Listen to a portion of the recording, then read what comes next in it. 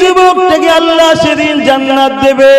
আল্লাহ পাক তিনার হাবিবকে জানিয়েছেন, নবী আমাদেরকে জানিয়ে দিয়েছেন, কিয়ামতে একটা বান্দার সঙ্গে ঘটবে, সেই বান্দাটা কে কেউ জানে না। আমি হতে পারি, তোমাদের মধ্যে কেউ হতে পারে, কোনো একটা বান্দার সঙ্গে এইরকম একটা ঘটনা ঘটবে। কেন আমার আল্লাহ ভবিষ্যৎ জানে, বর্তমান জানে, অতীত জানে, সব তিনি জানেন। তাই তো তিনি রব, তাই তো তিনি মালিক, তাই তো তিনি খালেক, তাই তো তিনি আল্লাহ।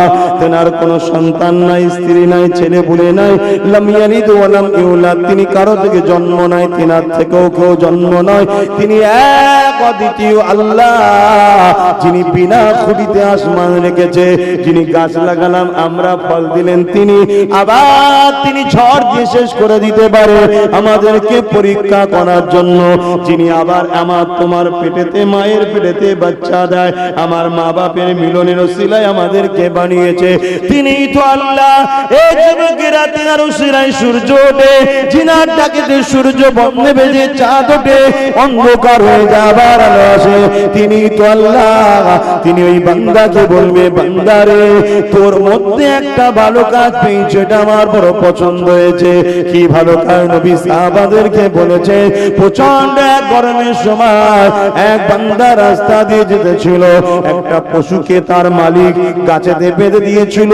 এই বাধাতে রোদটা চলে গিয়েছিল, ছায়াটা চলে গিয়েছিল, রোদ এসে গিয়েছিল, ছায়াটা চলে যাবার পরে যখন আমরা কোনো ছায়া দেখে দাঁড়াই, কিছুক্ষণ পরে সূর্য যখন উঠতে থাকে ছায়াটা সরে যায়, মালিক চলে গেছে, ছায়া সরে গেছে, রোদেতে ওই পশুটার জিভটা বেরিয়ে গিয়েছিল, এত পিপাসা লেগেছিল, কষ্ট হয়েছিল। ওই পাপী যুবকটা যাচ্ছিল, ওর দিকে বড় মায়া হয়েছে, তাই নিয়ে যে ছাওয়ায় বেঁধে পানি পান করিয়েছে।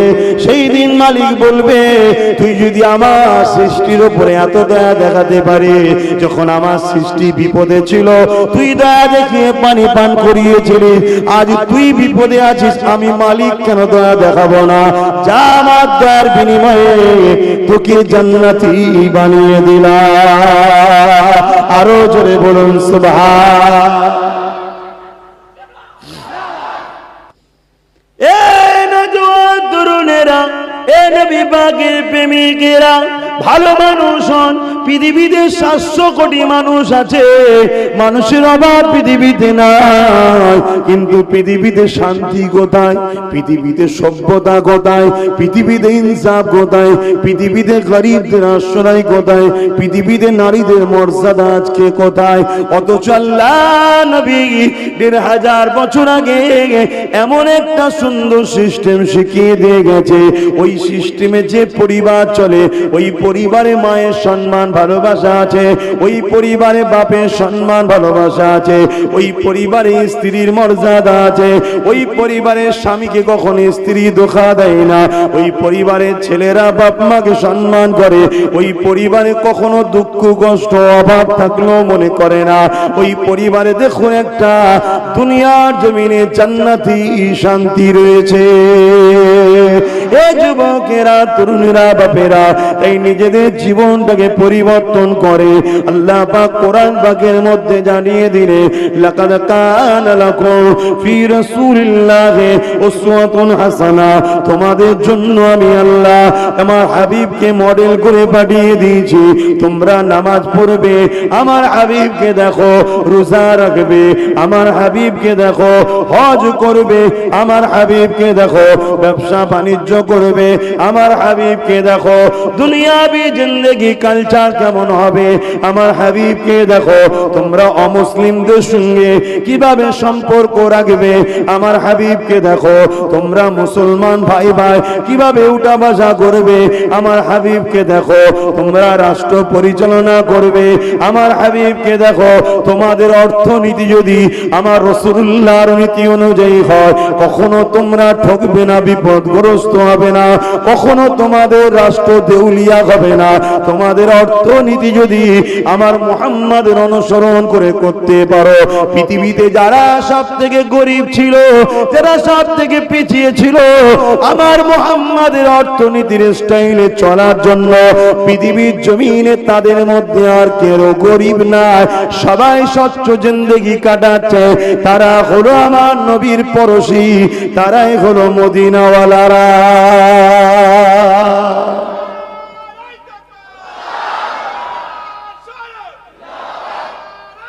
আল্লাহ, কিন্তু আমরা করছি কোথায়? আমাদের এখন রসুল ভালো লাগে না, যত সব বদমাই লম্পট, যাদের কোনো অস্তিত্ব ঠিক নেই, তাদের পিছনে কোনো ভালো কিছু ব্যাকগ্রাউন্ড নাই, তাদেরকে ফলো করে করে আমরা দিনকে দিন ধ্বংস হয়ে যাচ্ছি, পতনের দিকে চলে যাচ্ছি। আসুন, এখনো সময় আছে যুবক, আমার রসুলের কদমে জিন্দেগি কুরবান করুন, নবীকে ভালোবাসুন, নবীকে প্যার করুন, নবী সুন্নাত অনুযায়ী জীবন করুন। সুন্নাত বলতে নবী যেটা করেছে ওই অনুযায়ী জীবন করুন। এ নওজওয়ান তরুণেরা, ভুল আমাকে বুঝবেন না, আল্লাহ নবীকে মহব্বত করে ভালোবাসেন। যদি দুনিয়ায় ইজ্জত পেতে চান, মাথা তুলে বাঁচতে যদি চান, নবীকে ভালোবাসেন। এবং আখিরাতে যদি জান্নাত থেকে বাঁচতে চান, নবীকে ভালোবাসে। ভালোবাসা কাকে বলে? আল্লাহ নবী জানিয়ে দিলেন, মান আহাব্বা সুন্নতি, যে আমার সুন্নাতকে ভালোবাসলো, ফাকাদ আহাব্বানি, সে আমাকে ভালোবাসলো। তাহলে প্রকৃত ভালোবাসা হলো নবীর সুন্নাতকে ফলো করা। সুন্নাত কাকে বলে? আল্লাহ নবী যেটা করেছে তাই আল্লাহ কোরআনে জানিয়ে দিলেন, কুল ইন কুনতুম তুহিব্বুনাল্লাহ ফাত্তাবিউনি ইউহিব্বুকুমুল্লাহ ওয়া ইয়াগফির লাকুম যুনুবাকুম ওয়াল্লাহু গফুরুর রহিম। বড় কাবলাম খুর, এর মানে হলো বলো। কে বলবে? নবী আপনি বলুন। ইন কুনতুম তুহিব্বুনাল্লাহ, যারা বলে আল্লাহকে ভালোবাসি, এরা যদি সত্যবাদী হয়, ফাত্তাবিউনি, আগে যেন নবীর ইত্তেবা করে। এ যুবকেরা, আজ আমরা সবাই বলি আল্লাহকে ভালোবাসি। এই ভালোবাসা সত্য হলে আপনাকে কি করতে হবে? ফাত্তাবিউনি, নবীর ইত্তেবা করতে হবে। নবী পাকের কি ইত্তেবা করবেন? ওই নবীর সুন্নাতটাকে ইত্তেবা করতে হবে। নবী যা করেছে বা করতে বলেছে এটাকে ফলো করতে হবে। এই ইত্তেবা অনুসরণ যদি করে, তাহলে আল্লাহ বা জানিয়ে দিল, ইউহিব্বুকুমুল্লাহ, আমি আল্লাহ তোমাদেরকে তাহলে বড় ভালোবাসবো, প্যার করব। আল্লাহ যাদেরকে ভালোবাসে, ওয়া ইয়াগফির লাকুম যুনুবাকুম আল্লাহু গফুরুর রহিম।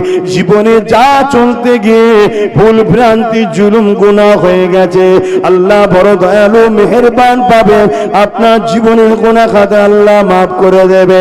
এই আমাদের চলনটা নবীর সুন্নাত অনুযায়ী যেন হয়, আমাদের উঠা বসাটা নবীর সুন্নাত যেন হয়, আমরা কাদের সঙ্গে মিশবো নবীর সুন্নাত অনুযায়ী যেন হয়, আমরা কাদেরকে ফলো করব নবীর হুকুম অনুযায়ী যেন হয়, আমরা কাদেরকে সাপোর্ট করব নবী পাকের কথা অনুযায়ী যেন হয়, আমরা কোন সঙ্গে মিশবো নবী পাকের কথা অনুযায়ী হয়।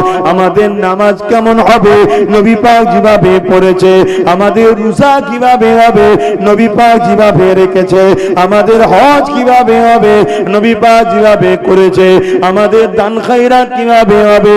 নবী পাক যেভাবে দিতে বলেছে। এই যুবকেরা, আমরা বিবাহ করব, কিভাবে সংসার চালাবো? আল্লাহ নবী যেভাবে চালিয়েছে, আল্লাহ নবী যেভাবে সংসার করেছে। আম্মা জানলা বলে, তোমাদের নবী তামাম পৃথিবীর দায়িত্ব নিয়ে এসেছিল, তথাপিও তোমাদের নবী আমাদের সাথে সংসারের কাজ করে দিত, আমাদের কাজে সহযোগিতা করত, আমাদের রান্না সহযোগিতা করত, একসাথে খেতে বসতো। কোনো খাদ্য যদি শক্ত হতো, আল্লাহ নবী সেগুলোকে চিবিয়ে চিবিয়ে নরম করে দিয়ে নিজের স্ত্রীদের মুখে তুলে দিত।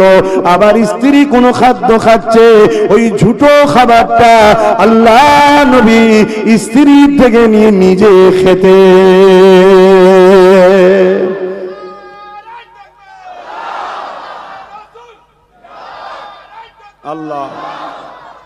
শুনছো তো ভাই?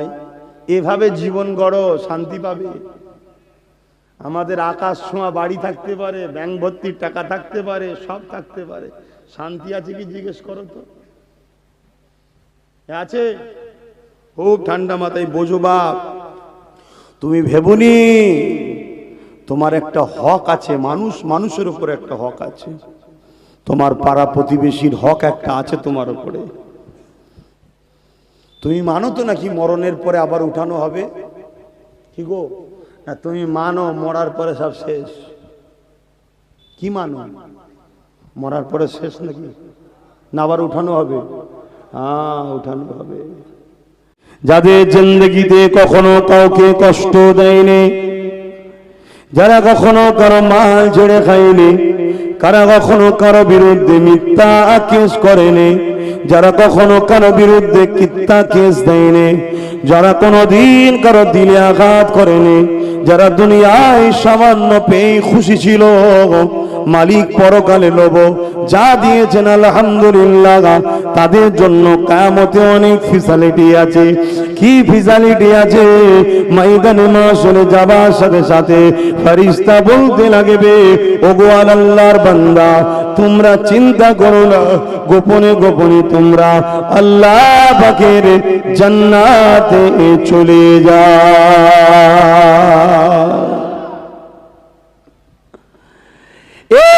যুবকেরা, এই দুনিয়ায় যদি কেউ গরিবকে খাওয়ায়, এই দুনিয়ায় যদি কেউ ক্ষুধার্তকে খাওয়ায়, এই দুনিয়ায় যদি কেউ অসহায়কে আশ্রয় দেয়, এই দুনিয়ায় যদি কেউ মালিকের সৃষ্টিকে ভালোবাসে, তাদের জন্য খুশির খবর রয়েছে।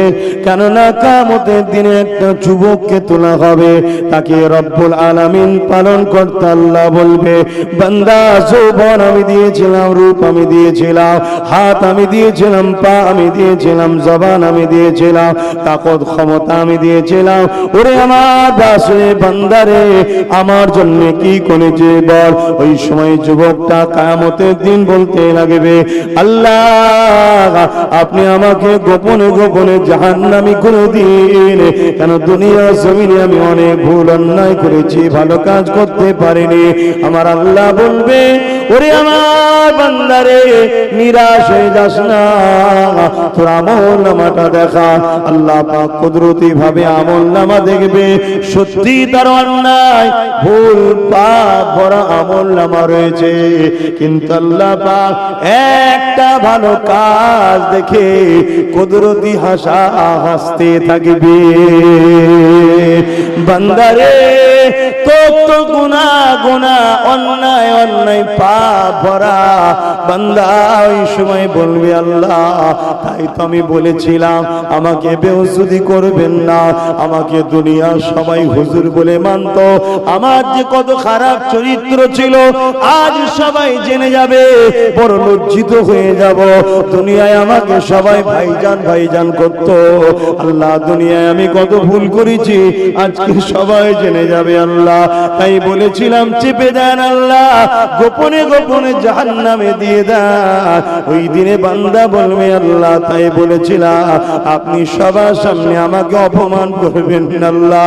আমার আল্লাহ বলবে, বান্দারে, তবে তোর একটা ভালো কাজ পেয়েছি, আমার বড় খুশি হয়ে গেছে বান্দা। জানি আল্লাহ তোর সমস্ত পাপকে চেপে দিয়ে কাউকে জানতে দেব না, জান্নাত আমার, তুই আমার, ফাইসাল্লাহ আমি যা করব তা, যা তোকে জান্নাতি বানিয়ে দিলাম।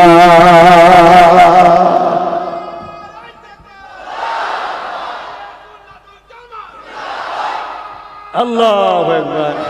এখন আল্লাহ যদি কাউকে জান্নাত দেয়, আপনারা সব আল্লাহর বিরুদ্ধে মিছিলে নামবেন নাকি?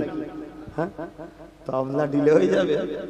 ময়দানে মাশারতে এত কঠিন হবে না, এই মাথার ঘিলু গলে গলে নাক দিয়ে ঝরবে। কেন? বর্তমান সূর্য কয়েক লক্ষ কোটি মাইল দূরে, 1 গুণ তাপ, সেদিন 12 গুণ তাপ বাড়বে। মাথার এক বেগ দেখলাম, 1 হাত উপরে আল্লাহ পাক সূর্য তৈরি করবেন, সেই সূর্যকে এনে দেবেন। কথা বুঝে আসছে? 12 গুণ তাপ বাড়বে, নাক দিয়ে গলে গলে পড়বে, যেমন লোহায় আগুন দিলে পুড়ে পুড়ে লাল হয়ে যায়। সেই দিন যে ময়দানে মাহশরের জমিন, সেই জমিন পুরে লাল হয়ে যাবে। মালিক তো তিনি, যিনি আজকেরও খবর জানে, আগেরও খবর জানতেন, এবং সব খবর যিনার জানা আছে, তিনিই তো রব্বুল আলামিন। জোরে বলুন সুবহান। যিনার কাছে কোনো কিছু লুকিয়ে নাই, তিনিই তো মালিক। তাই সেই দিনে তুমি কেউ যদি আল্লাহ দয়া করে কাউকে জান্নাত দেয়, কারো কিছু করার নেই। এখন জানবেন না, ছেলেটার তো সব খারাপ কাজ ছিল, একটা কোন কাজ আল্লাহ পছন্দ হলো যে আল্লাহ তাকে জান্নাত দিয়ে দিল?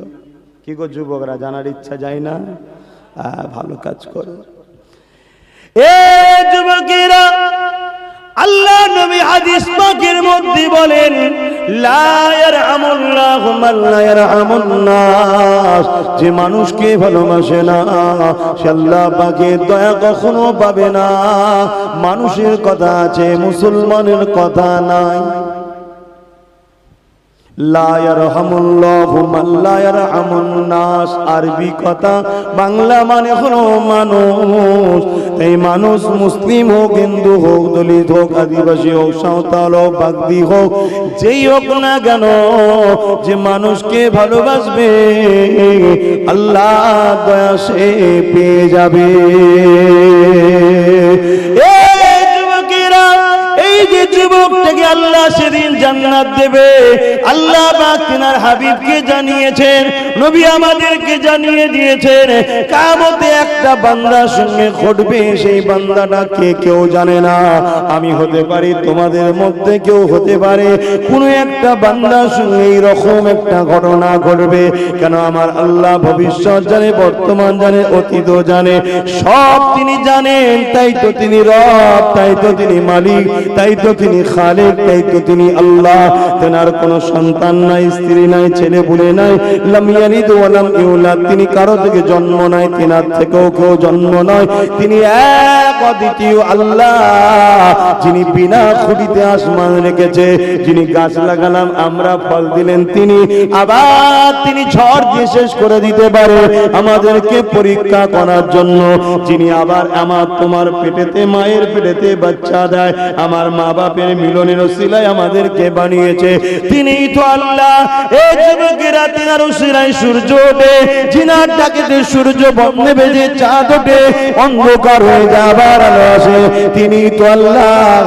তিনি ওই বান্দাকে বলবে, বান্দারে তোর মধ্যে একটা ভালো কাজ পেয়েছে, এটা আমার বড় পছন্দ হয়েছে। কি ভালো কাজ? নবী সাহাবাদেরকে বলেছে, প্রচন্ড এক গরমের সময় এক বান্দা রাস্তা দিয়ে যেতেছিল, একটা পশুকে তার মালিক গাছেতে বেঁধে দিয়েছিল। এই বাধাতে রোদটা চলে গিয়েছিল, ছায়াটা চলে গিয়েছিল, রোদ এসে গিয়েছিল। ছায়াটা চলে যাবার পরে যখন আমরা কোনো ছায়া দেখে দাঁড়াই, কিছুক্ষণ পরে সূর্য যখন উঠতে থাকে, ছায়াটা সরে যায়, মালিক চলে গেছে, ছায়া সরে গেছে। রোদেতে ওই পশুটার জিভটা বেরিয়ে গিয়েছিল, এত পিপাসা লেগেছিল, কষ্ট হয়েছিল। ওই পাপী যুবকটা যাচ্ছিল, ওর দিকে বড় মায়া হয়েছে, তাই নিয়ে যে ছাওয়ায় বেঁধে পানি পান করিয়েছে। সেই দিন মালিক বলবে, তুই যদি আমার সৃষ্টির উপরে এত দয়া দেখাতে পারে, যখন আমার সৃষ্টি বিপদে ছিল তুই দয়া দেখিয়ে পানি পান করিয়েছিলি, আজ তুই বিপদে আছিস, আমি মালিক কেন দয়া দেখাবো না? যা, আমার দয়ার বিনিময়ে তোকে জান্নাতি বানিয়ে দিলাম। আরো জোরে বলুন সুবহান। একটা পশুকে যদি সাহারা দিয়ে যদি এত বড় নিয়ামত পাওয়া যায়, মানুষ সে মুসলিম হোক, অমুসলিম হোক, যেই হোক, হিন্দু হোক, খ্রিস্টান হোক, যদি কেউ বিপদে পড়ে তাকে যদি আমি সাহারা দিই, মালিক খুশি হবে না? তাকে যদি আমি খাওয়াই, মালিক কি খুশি হবে না? তাকে যদি আমি হেল্প করি, মালিক কি খুশি হবে না? অবশ্যই খুশি হবে। ধর্ম সভ্যতা শেখায়, যে ধর্ম সভ্যতা শেখায় না, এটা ধর্ম নয়, এটা ভণ্ডামি। ধর্ম প্রেম শেখায়, যে ধর্ম প্রেম শেখায় না, এটা ধর্ম না, এটা ভণ্ডামি। ধর্ম কল্যাণের রাস্তা দেখায়, যেখানে কল্যাণ নাই ওটা ধর্ম নয়, ওটা ধর্মের নামে ভণ্ডামি। অতএব ইসলামকে ফলো করুন, ইসলামকে নিজের জীবনে বাস্তবে রূপ দেন। আল্লাহ নবী তাই বলেছেন, তোমরা দোয়া চাইবে, আল্লাহ আমাকে ইসলামের জিন্দেগি দেন আর ঈমানের সঙ্গে মরণ দেন। কেন? ইসলামের জিন্দেগিটা সব থেকে উত্তম, আর মরণ ঈমানের সাথে সব থেকে উত্তম। জোরে বলুন সুবহানাল্লাহ। ইসলামী যে নিয়ম কানুন, এই নিয়ম কানুনের জিন্দেগি সব থেকে উত্তম জিন্দেগি। আর মরণের জন্য সবথেকে উত্তম কি? ঈমান। ঈমান কি? মুহাম্মদ রাসূলের প্রেম, মুহাম্মদ রাসূলের আদব। তৎকালীন সময়ে রোমের সাম্রাজ্যরা, পারস্যের সাম্রাজ্যেরা কাইসারের কাছে চিঠি চলে গেছে আব্দুল্লাহ বেটা মুহাম্মদ রাসূলের পক্ষ থেকে, এ রোমের সাম্রাজ্যের রাজা, এ কাইসারের রাজা, এ পারস্যের রাজা, আমার কথা তোমরা মেনে নাও। লা ইলাহা ইল্লাল্লাহ আনা মুহাম্মদ রাসূলুল্লাহ, নেই কোনো ইলাহা এক আল্লাহ ছাড়া, আর আমি মুহাম্মদ হলাম আল্লাহর প্রেরিত রাসূল। এই চিঠি দেখে রোমের রাজা কাইসার, পারস্যের রাজা, রোমের রাজা সৈন্য পাঠিয়েছে গুপ্তচর, যাও কে মুহাম্মদ দেখে আসো। শুনছেন তো?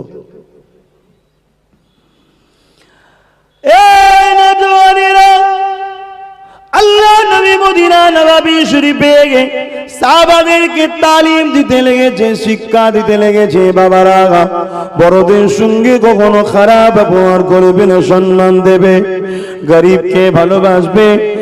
এক ব্যক্তি উঠে দাঁড়িয়ে গেল, ইয়া রাসূলুল্লাহ, ইয়া হাবিবাল্লাহ, ইসলামের সবথেকে ভালো কাজ কি? আল্লাহ নবী বললেন, খোদার্থকে খানা খাওয়ানো। এইভাবে নবী ইসলামের সিস্টেমগুলোকে শিখাচ্ছে। এমন সময় তার নবী থুতু ফেলার প্রয়োজন হলো।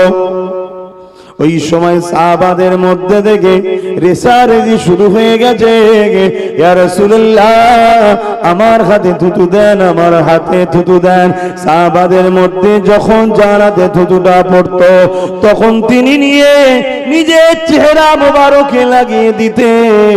এ যুবক, শোনো গো, শোনো গো, তুমি আমি মাটির রসের তৈরি, তাই তোমার আমার থুতু থেকে দুর্গন্ধ বাইর হয়, তোমার আমার থুতুতে ভাইরাস আছে। এই না জওয়ানেরা, ওই সময়তে দেখা যায় চেহারা মোবারকে মেখে নিয়েছে। আর আমার নবী পাকের যে সাহাবী ওই থুতু মোবারকটাকে চেহারাতে মাখতেন, কয়েক সপ্তাহ তিনার চেহারা থেকে, শরীর থেকে এত খুশবু বাইর হতো, দুনিয়ার কোন পারফিউম আতরেতে অত খুশবু পাওয়া যায় না। কেননা আমার নবী মাথা তালু থেকে পায়ের তালু পুরোটা হলো নূর, নূর, নূর, নূর, নূরের নবী। বেশাক তিনি মানুষ, নূর আলা মানুষ, আর আমরা হলাম মাটির রসের মানুষ। এই আমাদের শরীরের ঘামে দুর্গন্ধ বাইর হয়। আল্লাহ নবীর শরীরের পাসিনা থেকে হিরে মতিন নাই টপকে টপকে যখন পড়তো, হীরের মতো চমক হতো। আর ওই পাসিনা থেকে এত খুশবু বাইর হতো, শিশিতে জমিয়ে জমিয়ে রাখা হতো। যখন কেউ বিবাহিত যেত, ওই আতর মেখিয়ে দেওয়া হতো। সবাই বলতে লাগতো, এই খুশবু দুনিয়ার কোন আতরের খুশবু নয়, কারণ এই খুশবু আল্লাহ নবীর পাসিনার খুশবু। আমরা মাটির রসে তৈরি, তাই আমাদের পেশাব থেকে দুর্গন্ধ বাইর হয়। ফজরের নামাজের সময় মসজিদে যে যায় ইস্তেঞ্জা খানায়, বাপ রে বাপ, টিকা মুশকিল। কি বলেছি, গেছিস ফজরবেলা একবার? এক দুবার গেছিলি? আচ্ছা, ভালো লক্ষণ, তাহলে যাবি মাঝে মাঝে। কি গো, হয় না? হয় না? আর আল্লাহ নবী একটা পাত্রে ইস্তেঞ্জা করেছেন। নবী পাকের ঘর পরিষ্কার করতে এসেছেন এক সাহাবী। খুশবু ভর ভর করে বেরোচ্ছে, কোথায় থেকে এত খুশবু? দিবানা হয়ে যে মাটির ভাতটা দেখতে পেয়েছে, পাত্রটা কি অত ভাবার সময় নেই, এত খুশবু দিবানা হয়ে যে পান করে নিয়েছে।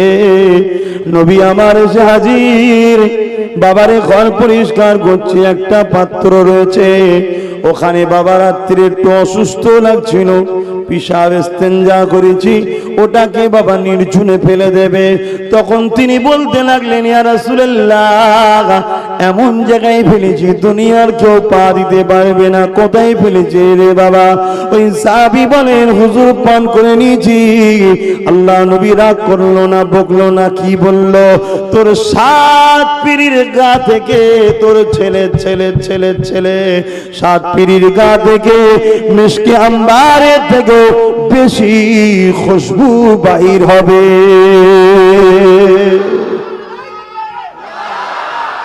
আল্লাহ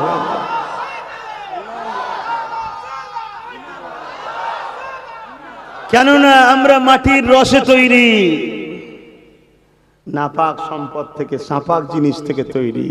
আমার রাসূল পাক পাক পবিত্র, তাই তেনার ইস্তেঞ্জা মোবারক থেকেও খুশবু বাহির হতো।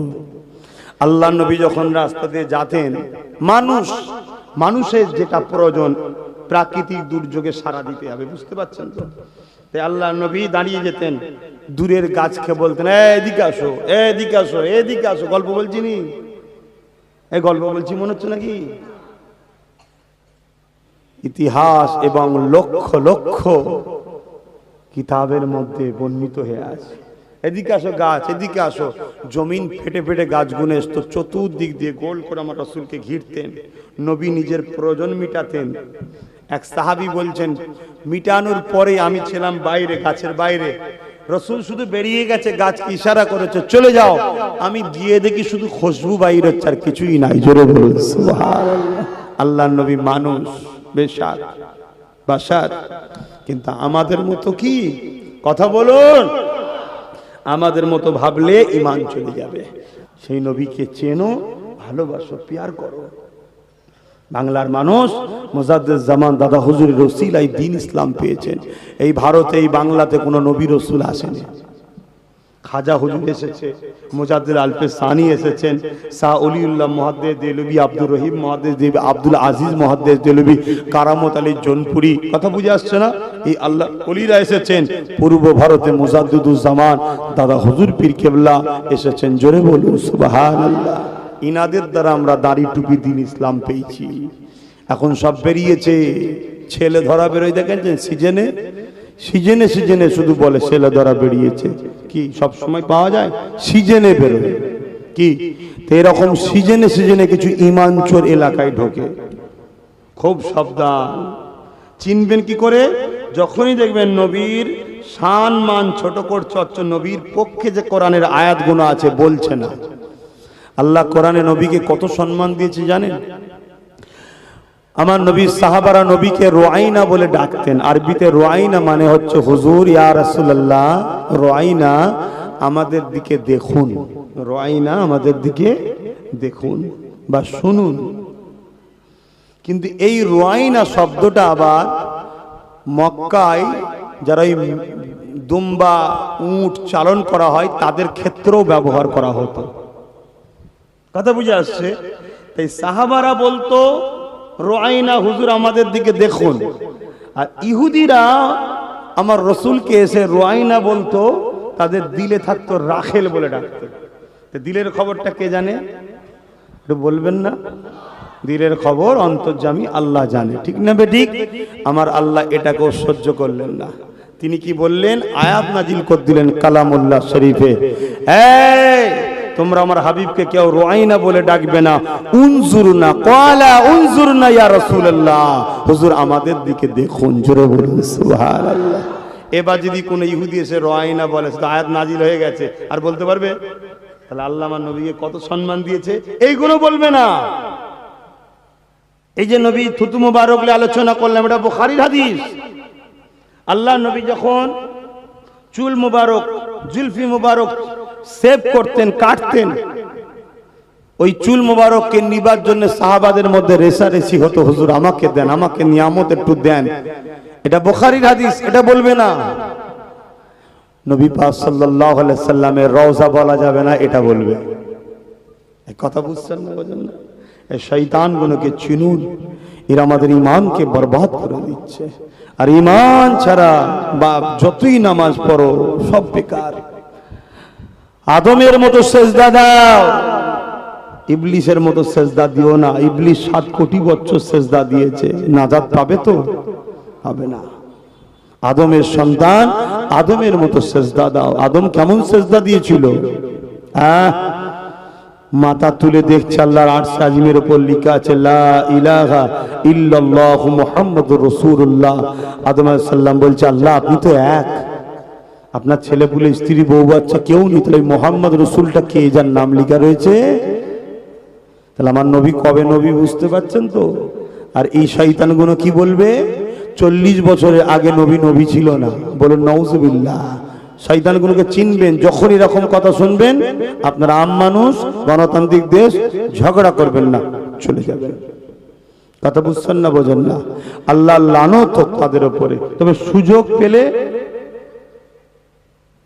আল্লাহ যদি সুযোগ মিলায় একটু ভালো করে খেদমত করবেন। ডাল ভাত খাওয়াবেন নাকি? আন্ডা ভেজে মুরগি রান্না করে খাওয়াবেন নাকি? সব খাওয়াচ্ছে তো এখন। থাক আর বলবো না, কষ্ট হচ্ছে আপনাদের। পিছনের ভাইগুলো অনেকক্ষণ দাঁড়িয়ে আছে, কষ্ট হচ্ছে। আহা কত সম্মান! আল্লাহ পাক আমার নবী পাককে এত সম্মান দিয়েছেন। মক্কা জমিনে নবী যখন এসে বলল লা ইলাহা ইল্লাল্লাহ, সবাই বলে আল্লাহ বারকে। আল্লাহ পাক বললেন হাবিব বলুন কুল হু আল্লাহু আহাদ। আল্লাহ তো বলতে পারত, এ মক্কা মানুষ, এ দুনিয়া মানুষ, আল্লাহু আহাদ কুলটা কেন বললো? হাবিব আপনি বলুন। ওটা বাধ্য তো আল্লাহ আয়াত নাযিল করতে পারতেন। আল্লাহ নিজে কুদরতি ইচ্ছা, আল্লাহ নিজেই পছন্দ করছে আমার পরিচয়টা আমার হাবিবের জবান মোবারক থেকে হবে। হাবিব রে তোমার মুখের কথা আমার বড় ভালো লাগে হাবিব, তাই তুমি বলো আল-কুল, তুমি বলো আল্লাহু আহাদ, কুল হুয়াল্লাহু আহাদ। হাবিব তুমি বলো, কেন তোমার মুখ থেকে যে আল্লাহ শুনে আল্লাহ নেবে, আমি আল্লাহ তাকে আমার করে নেব। অন্য কোন জায়গা থেকে আল্লাহ শুনে আল্লাহ নিলে আমি তাদেরকে নেব না। তাহলে ইহুদিরাও তো আল্লাহ মানে, খ্রিস্টানেরাও আল্লাহ মানে, হাবিব ওদেরকে নেব না। যে তোমার মুখ থেকে শুনে আল্লাহ নেবে তাদেরকে আমি জান্নাত দেব। নবীর সম্মান বুঝছো? এগুলো বলবে না, বলবে শুধু কি ইয়া রাসূলুল্লাহ বলা শিরক। ভাই ইয়া রাসূলুল্লাহ বলা শিরক। যারা ছাত্র আছে, তুলাবা আছে, জিজ্ঞেস করুন ইয়া হারফে নেদা, করিব ইয়া বাইদ, দু জায়গায় ব্যবহার হয়, কাছে থাকলেও হয়, দূরে থাকলেও হয়। এজন্য আপনাদের উচিত পড়াশোনা করা। আপনারা তো পড়েন না, কি করব বলেন? আমি আজকে বলে যাচ্ছি, আমার কথা রাখবেন। মা বোন বাপ ভাই, রুহুল আমিন সাহেবের কিতাব, মেজা হুজুরের কিতাব, এই দুই হুজুরের কিতাব একটু বেশি করে পড়ুন। মেজা হুজুর একটা বই লিখেছে তাহকিকুল মাসাইল, তোমার কাছে আছে? হ্যাঁ, পড়াবে ছেলেদের, লোকেদের দেবে। তাহকিকুল মাসাইল, আরবি টু বাংলা, হাদিসটা আছে আরবিতে, তার বাংলাটা করা আছে। একদিন এক সাহাবী বড় অসুস্থ, বিমারে ছিলেন। তুমি যদি পড়ে থাকো আমার কথাটা শুনবে, মিলাবে যে হ্যাঁ আমি পড়েছি, বলবে। আমিও পড়েছি, তাহকিকুল মাসাইলে পড়েছি। এবং হাদিসটা কিন্তু তাহকিকুল মাসাইলের নয়, হাদিস তো রাসূলের কল, তো সাহাবাদের, সাহাবাদের কলটা হাদিস না, হাদিস নয়, সেটাও হাদিস। সাহাবাদের কল মানতে হবে না, হবে না গো? কথা বলছে না তো? হ্যাঁ, আসাবিকান নুজুম বিআইদিহিম ইক্তাদাইতুম ইহতাদাইতুম। আমার রাসূল বলছেন আমার সাহাবারা হলো আকাশের তারকা, রাজিন নাই, যাকেই ধরবে তোমরা হিদায়াত, জান্নাত পেয়ে যাবে। জোরে বলুন সুবহানাল্লাহ। হিদায়াত মানে তো জান্নাত পাবে। আল্লাহ নবীর এক সাহাবী অসুস্থ, সুস্থ হচ্ছে না। আর এক সাহাবী এসে সাহাবী ভাইকে বলছে, ভাই আপনি যাকে সব থেকে বেশি ভালোবাসেন, শোনেন ভাই, আপনারা মনে হচ্ছেন তুলাবা ভাই, একটু মন দিয়ে শোনেন।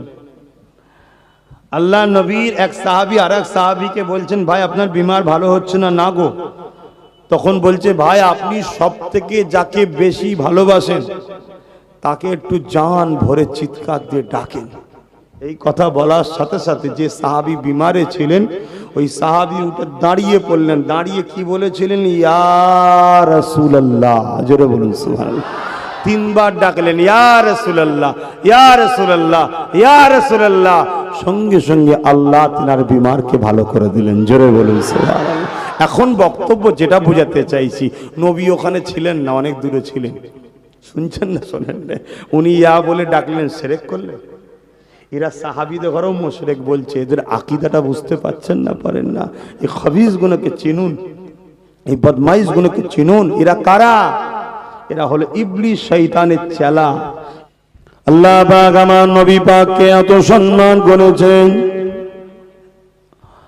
আল্লাহ পাক আমার নবীর শানে আয়াত নাজিল করে দিয়েছে, এ বিশ্বে মানুষেরা তোমরা যখন কথা বলবে, তোমরা একে অপরকে যেভাবে ডাকো, কথা বলো, ওইভাবে তোমরা আমার হাবিবের সঙ্গে কথা বলবে না, এবং তোমাদের গলার আওয়াজটা আমার হাবিবের আওয়াজের উপরে যেন না উঠে যায়। যদি উঠে যায় তোমাদের আমলকে সব বরবাদ করে দেওয়া হবে। আমি গুনাহগার যখন মদিনা শরীফে যাই তখন বড় ভয়ে ভয়ে থাকি। আল্লাহ, বড় ভালো লাগে আপনার হাবিবের কদমে আসতে, বড় ভালো লাগে রিয়াজুল জান্নাতে ঢুকতে, দূরে কার নামাজ পড়তে, বসে বসে দরুদ পড়তে, দাঁড়িয়ে দাঁড়িয়ে রওজা জিয়ারত করতে। কিন্তু আবার ভয় লাগে আল্লাহ যদি চরণে বেয়াদবি হয়ে যায়, না জানি কিভাবে এখানে দাঁড়াতে হয়, যদি ত্রুটি বিচ্ছেদ হয়ে যায়, যদি কথা বলতে গিয়ে আওয়াজটা জোরে হয়ে যায়, আমার আমল বরবাদ হয়ে যাবে। কেননা আল্লাহ পাক কোরআনে জানিয়ে দিয়েছে, আমার হাবিবের কথার আওয়াজের উপরে কারো কথা যদি বেরিয়ে যায় তার আমল বরবাদ করে দেওয়া হবে। বিশ্বের সমস্ত হাক্কানি উলামারা, মুফাসসিরিন, মুহাদ্দিসিনদের রায় হলো এটাই, আল্লাহ তখন কারো আমলকে বরবাদ করে যখন সে কুফরি করে ফেলে, বেঈমান হয়ে যায়। যদি গুনাহ করে আমল কমসে কম বরবাদ হয় না। নামাজ পড়েছে, মিথ্যা বলে ফেলেছে, নামাজের আমলটা কিন্তু বরবাদ হয়ে যায় না, কিন্তু কুফরি করে ফেললে আমলটা বরবাদ হয়ে যায়। এই নবীর গলার আওয়াজের উপর যদি আপনার আওয়াজ চলে যায়, আপনার তখন কুফরি হয়ে যায়, আমলটা বরবাদ হয়ে যায়।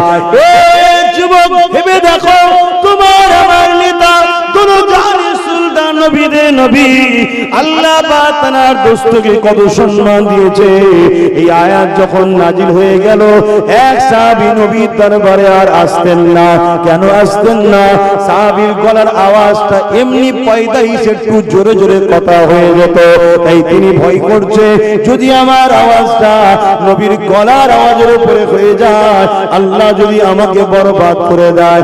যুবক ভেবে দেখো, এ নওজোয়ান তরুণ শুনে রাখো, শুধু এটাই নয়, আমার নবী সাহাবাদেরকে দাওয়াত দিতেন নিজের বাড়িতে, যেমন আমরা দাওয়াত দিই, নবী দাওয়াত দিতেন। সাহাবা হুজুররা খেতে যেতেন, খেয়ে দাওয়াতে থাকতো।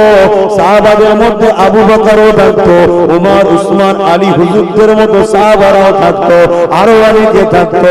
খাওয়া দাওয়া হয়ে যাবার পর সচরাচর আমরা কি করি? একটু হেলান দিয়ে বসি, তাই তো নাকি গো? একটু বসি, একটু কথা আলোচনা করি। আহারে আমার নবীর এত সম্মান, আল্লাহ সঙ্গে সঙ্গে জিবরাইলকে পাঠিয়ে দিলেন, আয়াত নাজিল হয়ে গেল। আল্লাহ জানিয়ে দিলেন, জিবরাইল জলদি করে যা, আমার নবী সাহাবাদেরকে বল জলদি করে নবীর ঘর থেকে বেরিয়ে নিজেদের ঘরে যেতে। কেন আমার নবী বড় লজ্জা করে কাউকে নিজের কাছ থেকে সরিয়ে দিতে, কিন্তু আমার নবী নিজে একটু আরাম করবে, কিন্তু আমার আলী, আবু বকর, ওমর যদি থাকে নবীর আরামে একটু কষ্ট হবে, তাই জলদি করে বেরিয়ে যেতে বল। যে নবীর ঘরের খবর কিভাবে আদব করতে হবে, কেউ একটু বেশি সময় থাকলে আল্লাহ সঙ্গে সঙ্গে জিবরাইলকে পাঠিয়ে তাদেরকে বার করে দেয়। সেই নবী পাকে সম্মান আল্লাহ কত দিয়েছে ভেবে দেখে। জোরে বললেন না সুবহানাল্লাহ? আমি বুঝতে পেরেছি, গুঁজে গুঁজে খাওয়াচ্ছি, গুঁজে গুঁজে দিচ্ছি তো, যদি আর ভাল লাগছে না, তাই তো নাকি? কপাল ফাটা হয়ে যাবে। কথা কিছু বুঝতে পারছো? সব বরবাদ হয়ে যাবে। আল্লাহ আমাদের সকলকে সৎ বুদ্ধি দেন, হেফাজত করেন। বলুন আল্লাহুম্মা আমিন। দরুদ শরীফ আল্লাহুম্মা সাল্লি আলা। কটায় কি আজান টাজান নামাজ করবে?